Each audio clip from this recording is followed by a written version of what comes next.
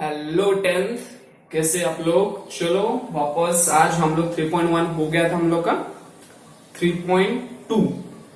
Okay, सो 3.2 start करने से पहले कुछ बताना चाहता हूँ, ध्यान से सुनो। 3.2 में हम जो भी करेंगे वो आगे बहुत ज्यादा यूज होने वाला है। जैसे 3.1 में जो नोट्स लिखाया था वो आगे यूज होने वाला है, 3.2 में भी जो लिखाऊंगा वो आगे यूज होने वाला है। सो आप लोग को ध्यान से देखना है क्या बता रहा हूँ। इजी है, 5 क्वेश्चन है, उसमें से हम 3 करेंगे, 2 होमवर्क दूंगा। अभी मैं फिलहाल नोट्स लिखा रहा हूं, ठीक है। तो सबसे पहला नोट ध्यान से सुनो।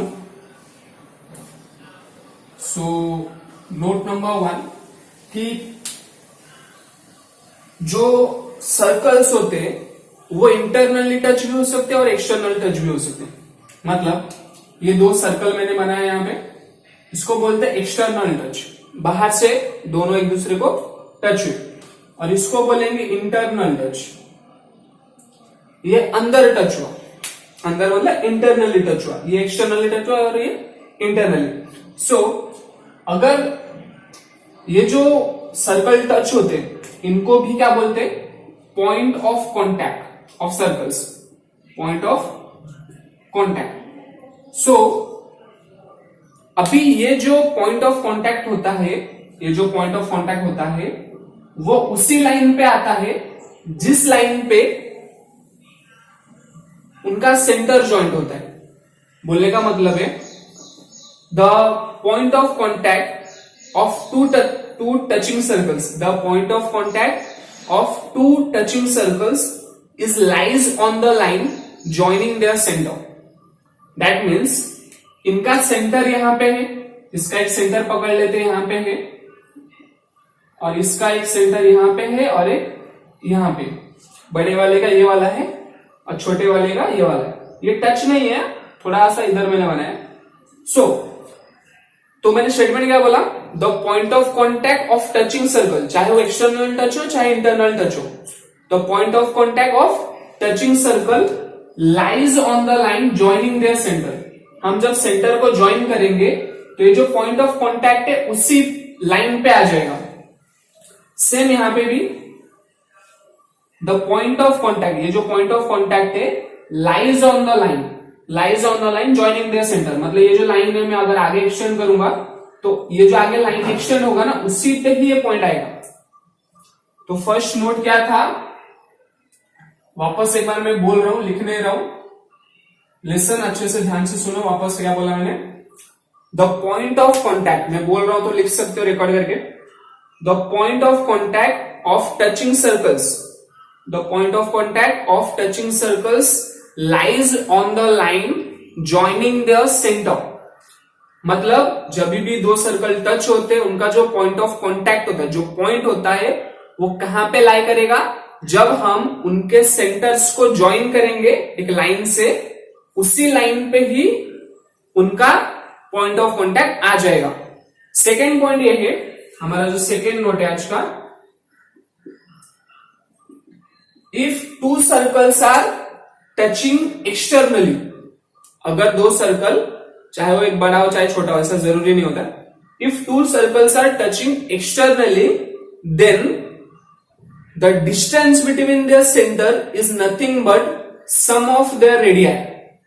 आई रिपीट, अगर 2 सर्कल एक्सटर्नल टच होते तो उनके सेंटर्स का जो डिस्टेंस होता है, उनके सेंटर्स का जो डिस्टेंस होता है वो उनके रेडियस के प्लस के इक्वल होता है। उनका जो रेडियस होता है उन दोनों को प्लस करो तो जो बनेगा, जो रेडियस है उन दोनों को प्लस करो, तब जाके हमें क्या मिलेगा, उनके सेंटर्स के बीच का डिस्टेंस मिलेगा। रिपीट करो वापस एक बार, अगर 2 सर्कल एक्सटर्नल टच होते हैं तो उनके सेंटर्स का डिस्टेंस कितना होता है, उतना ही होता है अगर हम दोनों के रेडियस को प्लस कर देंगे। So I repeat in the English, you have to listen and write in the note. If 2 circles are touching externally then distance between their centre is equals to sum of their radii. Okay, note number 3,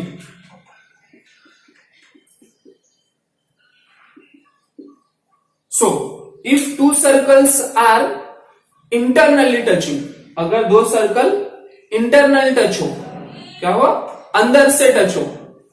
if two circles are touching internally, आवाज आ रहा होगा तो sorry, देखो यहां भी ध्यान से सुनो. If two circles are internally touching then distance between their centre is difference between the radii. बोले का मतलब है, यह अगर सर्कल है हमारा और इसमें दो सर्कल है तो एक बड़ा रहेगा, देखो कभी भी एक बड़ा और छोटा रहेगा सर्कल तब जाके इंटरनल टच हो रहे, दोनों कैसे इंटरनल टच होंगे, ठीक है. सो अगर एक बड़ा सर्कल एक छोटा सर्कल इंटरनल टच है तो उनके सेंटर्स का जो डिस्टेंस होता है, इन दोनों के बीच में जो डिस्टेंस है, सेंटर के बीच का डिस्टेंस है, इनके सेंटर के बीच का जो डिस्टेंस है वो कैसे पता लगाओगे, बड़े सर्कल के रेडियस में से छोटे सर्कल का रेडियस माइनस कर दो. तो so if two circles are internal touching then distance between their centre is equals to difference between their radius. Okay, so वो लिख लेना जो अभी मैंने कहा, ठीक है. सो बस इतना ही है आपका आज का लेक्चर, मतलब आज का लेक्चर नहीं, नोट्स आज का. सो अभी हम लोग ने क्या देखा कि हम लोग का तीनों नोट्स देगा, तीनों नोट्स समझ में आएगा तब जाके ये आएगा. ओके, अगर तीनों नोट्स समझने से पहले मतलब तीनों नोट्स तो समझ गया, अभी क्वेश्चंस करने से, एक्सरसाइज स्टार्ट करने से पहले एक्सरसाइज क्वेश्चन नंबर, डिस्टर्बेंस बहुत हो रहा है, आवाज आ रहा है, तो क्वेश्चन नंबर 1, क्वेश्चन नंबर 2 मैं होमवर्क दे रहा हूं बिकॉज क्वेश्चन नंबर 3 वही है क्वेश्चन नंबर 1 एंड 2. अगर टेक्स्ट बुक है तो देख सकते हो. मैं क्वेश्चन नंबर 3 से स्टार्ट कर रहा हूं. क्वेश्चन नंबर 3 जो दिया है वो 1 और 2 में कवर हो जाते हैं, बस उसमें एक में एक्सटर्नल फाइंड करने के इंटरनल. आप लोग टेक्स्ट बुक देखोगे तो पता चलेगा. मैं थर्ड वाला क्वेश्चन बता रहा हूं, उसके बाद स्टार्ट करूंगा. देखो ध्यान से, दो सर्कल दिया है 4 सेंटीमीटर एंड 2.8 सेंटीमीटर उनके रेडियस है, मतलब 4 सेंटीमीटर सर्कल का एक रेडियस है और 2.8 सेंटीमीटर रेडियस का एक सर्कल है, मतलब दो सर्कल ऐसा दिया है और हमें उनके सेंटर्स के बीच का डिस्टेंस फाइंड करना है. क्या फाइंड करना है, सेंटर्स के बीच का. तो सबसे पहले हम एक्सटर्नली लेंगे फिर इंटरनली लेंगे. दो टाइप का हो सकता है ना, ऐसा भी हो सकता है कि सर्कल एक्सटर्नली टच हो और ऐसा भी हो सकता है सर्कल इंटरनली टच हो. हमें दोनों क्वेश्चन फाइंड करने को दिया है और हम दोनों क्वेश्चन फाइंड करेंगे. सबसे पहले हम एक्सटर्नली पे जाएंगे. So let the circle intersect externally, let circles intersect externally. ठीक है, तो मान लेते हैं कि सर्कल कैसा है, एक्सटर्नली इंटरसेक्ट किया है. तो एक्सटर्नली इंटरसेक्ट में क्या होता है, हम लोग उनके रेडियस जो दिया उनको ऐड कर लेते हैं. सो कैसे करेंगे, सो सबसे पहले हमें वो स्टेटमेंट लिखना पड़ेगा. हमारा सेकेंड वाला स्टेटमेंट क्या था, सेकेंड वाला स्टेटमेंट आप लिखोगे यहां पे, क्या था कोई बताएगा. If two circles are touching externally, then what? Distance between their center is equals to sum of their radii. इन दोनों को प्लस करेंगे हम लोग. Therefore, distance between their center, distance between their center is equals to, इन दोनों को plus करो. 4 plus 2.8 कितना होता है, 6.8 सेंटीमीटर उनके सर्कल्स के, उनके सेंटर्स के बीच का डिस्टेंस मिला, ये वाला. ओके, अभी हम लोग पता लगाएंगे, क्या पता लगाएंगे, इंटरनली वाला. Now circles intersect internally. Okay, now circles intersect internal. अभी internally intersect कर रहे, तो हम लोग का हमारा थर्ड स्टेटमेंट क्या था. Third statement, if two circles are intersect internally then distance between their center is nothing but difference between their radius. So आपको लिखना है, उसके बाद लिखना है distance between their center, distance between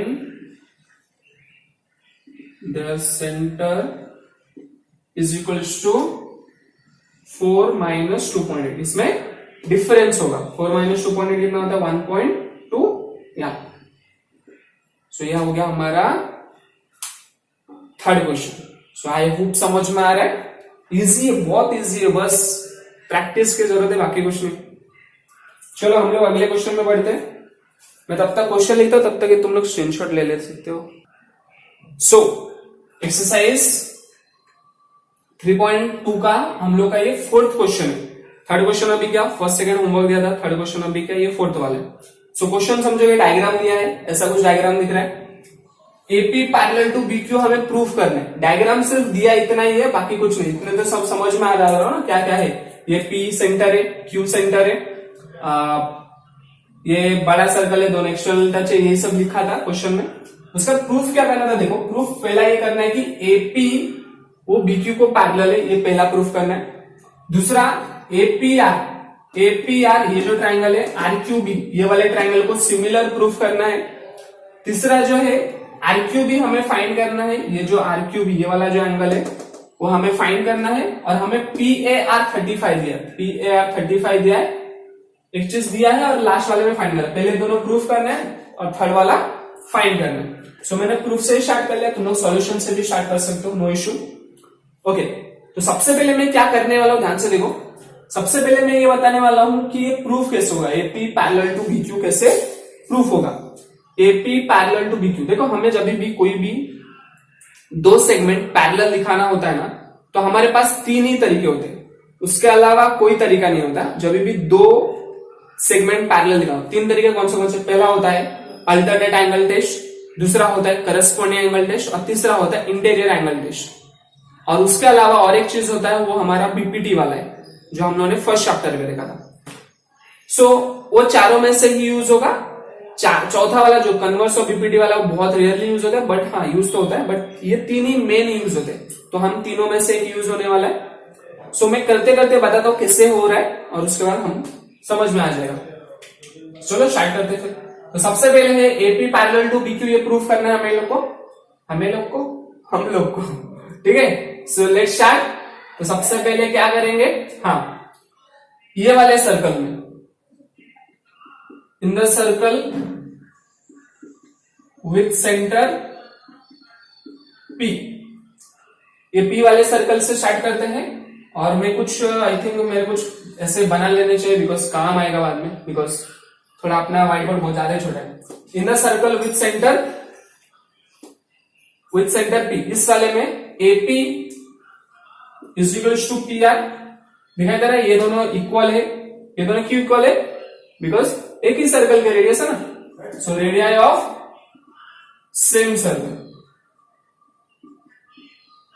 so radii of circle. अगर किसी triangle में ऐसे दो सेगमेंट इक्वल होते हैं, तो उनके अपोजिट एंगल भी क्या होते हैं, इक्वल होते हैं। तो इसका मतलब एपी पी आर के इक्वल है, इसका मतलब ये वाला एंगल इस वाले के इक्वल रहेगा, करेक्ट। सो दोनों एंगल लिख लेते हैं। So therefore angle PAR is equals to angle PRA। ये कौन बोलता है, आइसोस्केल ट्रायंगल थ्योरम बोलते हैं। सो दिस इज कॉल्ड आइसोस्केल ट्रायंगल थ्योरम। इसको इक्वेशन नंबर 1 दे दो। सेम जो मैंने इन सर्कल विद सेंटर ये वाले सर्कल में किया, सेम हम ये वाले सर्कल में करेंगे, ठीक है। मैं फटाफट लिखता हूं, आप देखते हो। So in the circle with center, ये दिख रहा है ना, हाँ विथ सेंटर, कौन सा सेंटर है वो, Q है, उस वाले में। So therefore QR is equals to QB। क्या लिखेंगे reason, radii of same circle. इसके बाद उसमें भी जो एंगल है QRB is equals to angle QBR, equation number 2। इसमें भी क्या आएगा, आइसोस्केल ट्रायंगल थ्योरम, ये रीजन आएगा। ओके, सो हम लोगों ने दो इक्वेशन में 1 and 2। सो हमें कौन से एंगल मिले, ये वाला एंगल मिला है, ये वाला एंगल इक्वल मिला, और ये दोनों एंगल इक्वल मिले, बराबर। ओके, उसके बाद एक एंगल देखो, ये कौन सा एंगल होता है, ऐसा दो लाइन ऐसा क्रॉस हुआ है, ये दोनों कौन सा एंगल होते हैं, करेक्ट, वर्टिकली अपोजिट एंगल। सो हम लोग क्या होता है कि कभी भी दो लाइन इंटरसेक्ट होते हैं तो ये दोनों एंगल ऑटोमेटिक इक्वल हो जाते हैं। ये कौन बोलता है, वर्टिकली अपोजिट एंगल बोलता है। सो ये दोनों एंगल इक्वल हो जाएंगे, ये दोनों। सो अभी क्या मिलेगा, सो नाउ एंगल कौन सा वाला है, वो वाला PRA, ऊपर वाला PRA इज इक्वल्स टू ये वाला कौन सा है, Q R B, Q R B equation number 3। और इसका रीजन क्या आएगा, vertically opposite angle, vertically opposite angle. So बस यहां तक लिखते हैं, आगे नीचे तुम लोगों को दिखेगा नहीं। सो ये equation, first equation, second equation, third equation से क्या पता चला कि फर्स्ट इक्वेशन से पता चला ये दोनों इक्वल है, सेकंड इक्वेशन से पता चला ये दोनों इक्वल है, और थर्ड इक्वेशन से पता चला ये दोनों इक्वल है। अगर ये दोनों इक्वल है, अगर ये 45 है, ये भी 45 है, तो ये भी 45 होगा, ये भी 45 होगा, तो चारों इक्वल हो गए ना। मतलब फ्रॉम इक्वेशन 1 से ये दोनों मिला था, इक्वेशन 2 से ये मिला था, इक्वेशन 3 से ये मिला, तो पी आर ए इधर है और क्यू आर बी इधर है, ये इसके इक्वल है और ये वाला इसके इक्वल है। इसका मतलब ये इसके इक्वल है, ये इसके इक्वल है, ये इसके इक्वल है, मतलब चार इक्वल हो गया। बोलेगा मतलब है from equation 1, 2 and 3, from equation 1, 2 and 3 हमें क्या पता चला कि angle P A R is equals to angle P R A is equals to angle, चलो ये फ्रॉम इक्वेशन 1, 2 एंड 3 लिखो, मैं बताता हूं क्या करो फिर। अभी देखो ये मिला ना, पी आर ए क्यू आर बी को इक्वल है, करेक्ट। पी आर ए किसको इक्वल है, पी ए आर को इक्वल है, देखो ध्यान से, वही लिया मैंने, ये जो लास्ट लाइन है ना उसी का ही कुछ लिख रहा हूं। ये देखो पी आर ए लिखा था इधर, सो पी आर ए किसको इक्वल था, पी ए आर को, तो पी आर ए की जगह पे मैंने पी ए आर लिखा इज इक्वल टू, इधर क्या था Q R B, Q R B किसको इक्वल है, क्यू बी आर को, क्यू बी आर को। अभी ये जो तुम दोनों इक्वल मिला ना, इसको डायग्राम में देखो, नहीं समझा तो वापस रिवर्स करके समझो।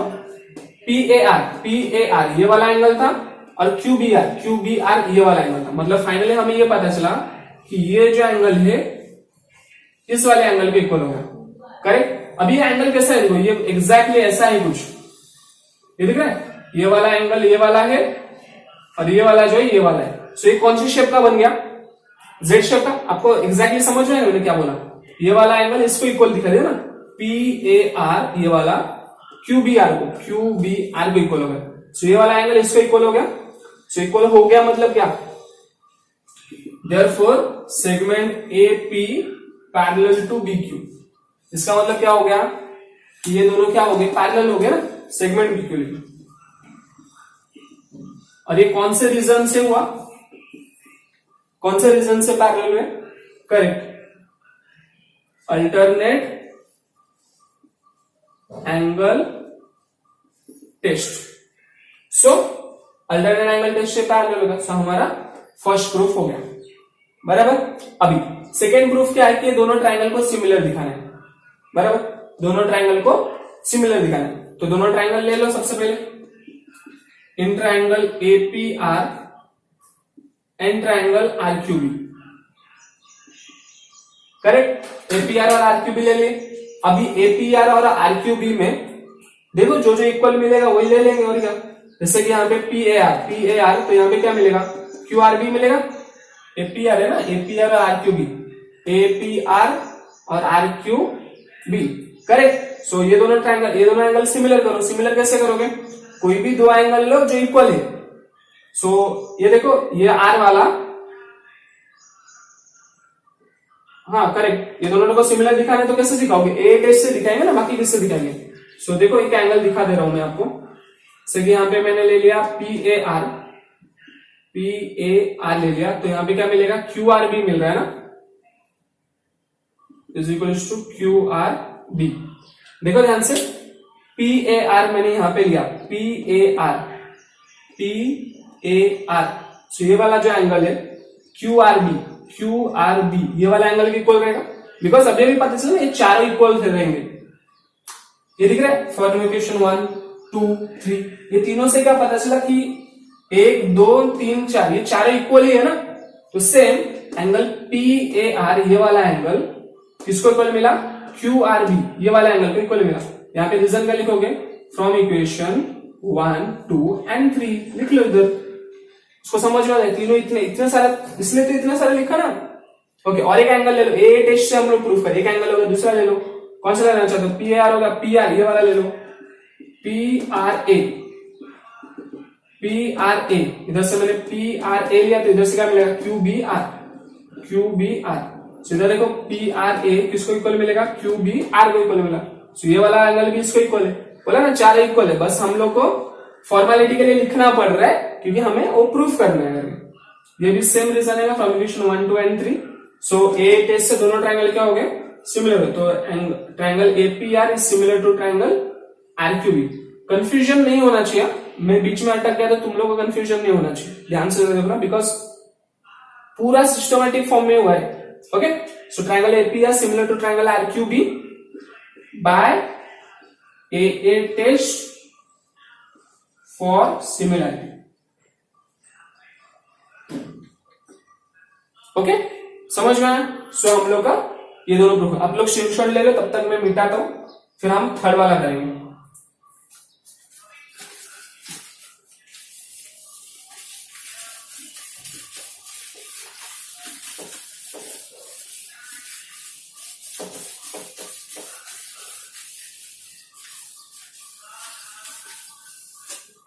सो थर्ड वाले के लिए हम क्या कर सकते हैं कि हमें पता है कि ये चारों इक्वल है, करेक्ट। अब ये चारों में से एक हमें पता है, जो पी ए आर वाला था ये 35 दिया है, तो चारों कितने रहेंगे, 35 रहेंगे, तो वही लिख रहा हूं मैं। So now angle P A R is equals to angle P R A is equals to angle Q R B is equals to angle Q B R. ये वो चारों एंगल है, 1 2 3 4, ये चारों एंगल है, और ये पी ए आर एक दिया है ना हम लोग को 35, तो ये चारों का वैल्यू कितना हो गया 35। हमें क्या फाइंड करना था, आरक्यू भी फाइंड करना था, ये वाला एंगल फाइंड करना था। तो हम क्या करेंगे, ये ट्रायंगल लेंगे, ट्रायंगल के तीनों एंगल का एडिशन कितना होता है 180 होता है, ये दोनों 35 पता है ना, करेक्ट। सो ये मिल जाएगा, ये 35 कितना हो गया 70 हो गया, 180 में से 70 माइनस कर दो, ये 110 मिल जाएगा। सो बस यही करेंगे। So in triangle R Q B, so क्या मिलेगा in triangle R Q B में, angle Q R B plus angle Q B R plus angle R Q B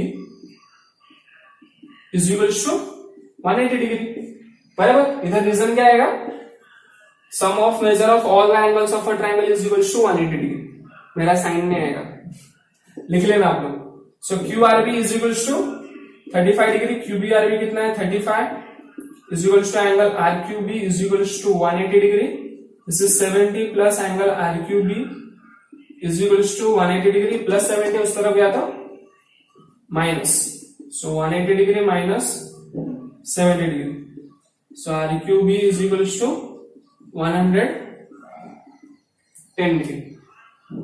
So बस ये क्वेश्चन खत्म हो गया। मेक श्योर समझ में आया रहेगा, गारंटेड। अभी हम लोग 22 मिनट में चल रहे हैं, वाह इतना टाइम लग रहा है, जल्दी निकलो बिकॉज मुझे 9 का भी लेक्चर शुरू करना है। ठीक है, फिफ्थ क्वेश्चन चलते फटाफट। सो चलते हैं क्वेश्चन नंबर 5 पे। क्वेश्चन नंबर 5 आप रीड कर लेना, रीड करने के बाद इतना पता चलेगा, ये डायग्राम दिया है और उसमें इस वाले सर्कल का जो रेडियस दिया 4 दिया, इस वाले सर्कल का रेडियस 6 दिया है। हमें फाइंड करना है ये जो टेंजेंट है ना CD, ये हमें टेंजेंट फाइंड आउट करना है। कलर आ रहा है, मैं गोरा आ रहा हूं क्या पता नहीं, देखा। सो हमें CD फाइंड आउट करना है। सो उसके लिए आपको क्या करना पड़ेगा, बहुत कुछ झंझटमारी करना पड़ेगा, फटाफट करते बाकी बिना टाइम वेस्ट के। 1 2 शायद इतने में हो जाए, थोड़ा सा बड़ा है तो फटाफट देखो। सबसे पहले हम लिखेंगे जो भी दिया है। सो सॉल्यूशन हमें क्या क्या पता है, ए हमें 4 पता है और बी हमें 6 पता है। तो ऑब्वियसली बात है, अगर मैं ये ड्रॉ करूंगा AC एंड BD, तो ऑब्वियसली ये भी 4 होगा और ये भी 6 होगा ना। So therefore we have also AC is equals to 4 and BD is also is equals to 6। ओके, चलो अभी हम सबसे पहले क्या करने वाले हैं, हम एक ड्रॉ करेंगे। क्या ड्रॉ करना है देखो ध्यान से, draw segment AM perpendicular to which one, BD, such that BMD। So हम लोग परपेंडिकुलर ड्रॉ करने वाले, कैसे ड्रॉ करने वाले हैं, लाइक दैट। ओके, सो हम लोगों ने ये परपेंडिकुलर ड्रॉ कर दिया, ये हमारा M है। So, इससे क्या पता चला, देखो देखो ड्रॉ सेगमेंट एएम ड्रॉ किया, इसके ऊपर परपेंडिकुलर ड्रॉ किया सच दैट बीएमडी कोलिनियर हो गया। सो इससे क्या पता चलेगा, देखो ध्यान से, मैं क्या करना चाहता हूं, ये जो ट्रायंगल है ना, सॉरी ये जो रेक्टेंगल है, ये दिख रहा है CAMD या फिर AMDC, जो भी रेक्टेंगल बोलो, ये इसको मुझे रेक्टेंगल प्रूफ करना है। रेक्टेंगल कैसे प्रूफ होगा, अगर किसी कोऑर्डिनेटर के जो अपोजिट ये होते क्या, तो तीन एंगल, अगर किसी कोऑर्डिनेटर में 3 एंगल 90 होते तो चौथा एंगल कितना होगा, 90 हो जाएगा। अगर कोई भी कोऑर्डिनेटर में चारों एंगल 90 होते हैं ना, चारों एंगल 90 होते हैं, या फिर वो स्क्वायर रहता है या फिर रेक्टेंगल रहता है। अगर स्क्वायर है तो रेक्टेंगल तो हो ही सकता है ना, square, every square is a rectangle but every rectangle is not a square. तो अगर इसी कोऑर्डिनेटर में 3 एंगल 90 पता चल गए तो चौथा भी 90 पता चलेगा, चौथा 90 पता चलेगा, चारों एंगल 90 पता चलेंगे, चारों एंगल 90 पता चलेगा, तो वो एक रेक्टेंगल हो जाता है। ठीक है, स्क्वायर तो होता ही है बट रेक्टेंगल तो कंपलसरी हो जाता है ना, कंपलसरी रेक्टेंगल तो हो जाता है, स्क्वायर कंफर्म नहीं पाता बट कम से कम स्क्वायर होगा तो रेक्टेंगल भी हो जाएगा, नहीं तो रेक्टेंगल ही रहेगा ना, बिकॉज चारों एंगल तो 90 है, ऑब्वियसली स्क्वायर रहेगा तो रेक्टेंगल रहेगा, रेक्टेंगल तो कंपलसरी रहेगा, स्क्वायर कंपलसरी नहीं हो सकता। आई होप समझ में आया। ओके, सो 90 तीनों कैसे प्रूफ होंगे, देखो ये रेडियस है, ये टैंजेंट है, ये रेडियस है, ये टैंजेंट है, तो ये भी 90, ये भी 90, 3 एंगल 90, तो चौथा भी 90, इसकी वजह से रेक्टेंगल प्रूफ हो गया। रेक्टेंगल प्रूफ होने का जो होता है मैं बताता हूं। सो लिखना कैसे, ध्यान से सुनो, सिंस का साइन, हाँ, since AC and BD are the radius with tangent कौन सा हमारा, CD. So therefore AC perpendicular to CD and BD perpendicular to which one, CD, also CD. So therefore angle ACD is equals to angle BDC is equals to angle, not BDC लेते हैं, MDC लेते हैं, MDC is equals to angle AMD is equals to 90।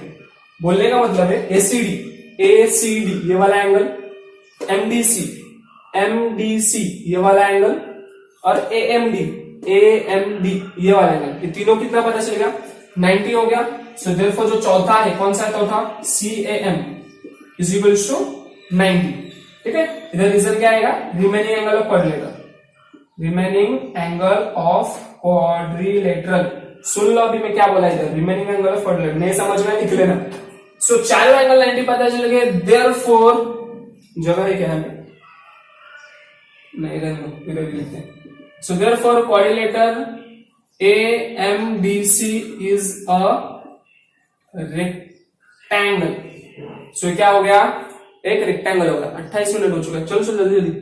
AMDC is a rectangle, ये rectangle हो गया। Rectangle होने के बाद क्या होता है, जो ऑपोजिट साइड्स होते हैं वो इक्वल हो जाते हैं ना, इसका मतलब हमें क्या क्या पता चला, AC is equals to MD रहेगा, AC जितना रहेगा MD भी उतना रहेगा, और AM जितना रहेगा CD रहेगा, AM जितना रहेगा CD रहेगा। सो इक्वेशन नंबर 1 दे देते हैं। ओके, एक चीज बता देता हूं वापस, हमें फाइंड क्या करना था, CD फाइंड आउट करना था। बारिश आने वाली लग रहा है, खतरनाक। CD हमें फाइंड करना है, ये दिमाग में रखना। ओके, सो AC, हमें AC पता है ना 4, तो M से लेकर D तक कितना रहेगा, वो भी 4 रहेगा। So therefore AC is equals to MD is equals to 4, मतलब ये 4 तो ये भी 4, बट ये टोटल कितना था, 6 था, तो ये MD कितना पता चलेगा 4, तो ये कितना रहेगा, टोटल 6 था, ये 4 है, तो ये कितना रहेगा 2। सो बस वही पता लगाएंगे। So now BD is equals to BM, बारिश स्टार्ट हो गया, BM प्लस MD। BM कितना है पता नहीं हम लोग को, BM फाइंड करना, BD तो पता है 6 है, BM हमें फाइंड करना है, MD पता चला 4, इस तरफ लेकर आओ 6 - 4, BM is equals to 2। Okay done. So BM हमें पता चल गया 2। अभी बताओ AB टोटल कितना रहेगा, ये 4 है, ये 6 है, तो ये टोटल कितना रहेगा 10। आवाज आ रहा है ना, बारिश स्टार्ट हो गई इसकी वजह से। सो ये टोटल ए बी फाइंड करो। ए बी इधर लिख देना, बी एम डी कोलिनर के same A B is equal to A E plus BE, because ये ए बी कोलिनर है ना, ए ई बी।